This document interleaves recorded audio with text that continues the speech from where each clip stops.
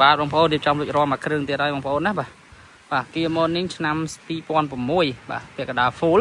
បាទប្រភេទឡានស្អាតឡានអត់បុកអត់ប៉ះទេបងប្អូនណាបាទសាច់ដែកអីស្អាតបាទហើយមួយគ្រឿងនេះគឺយើងរៀបចំតុបតែងឲ្យមកស្អាតអស់ហើយបាទមានចង្គៀងគុជបាទគុជអីមួយអែមបាទផ្លាកលេខឧត្តមមានជ័យបាទឧត្តមមានជ័យ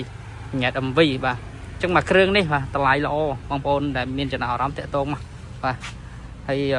មួយគ្រឿងនេះជូនឡានស្អាតបងប្អូនណាបាទមើលមួយខ្ញុំមកជុំសិនបាទបកកង់ឲ្យបងប្អូនបាទនេះ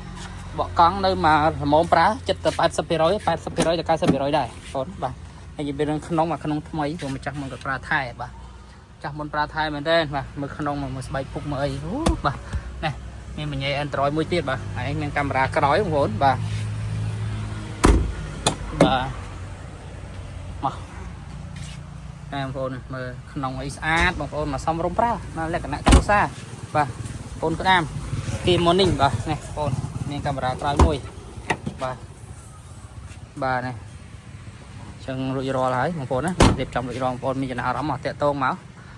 បាទឆ្នាំជាជូនបងប្អូនឆ្នាំ2006បាទពាក់កណ្ដាល full Kia Morning បាទបងប្អូនដែលឆ្លៃប្រភេទពួក Morning មកមានតម្រូវការជិះលក្ខណៈគ្រួសារតាណាក៏បានដែរបងប្អូនណាគ្រឿងនេះបាទអញ្ចឹងបងប្អូនដែលឆ្លាញ់អាចតាក់ទងសាកសួរព័ត៌មានបានបាទអរគុណ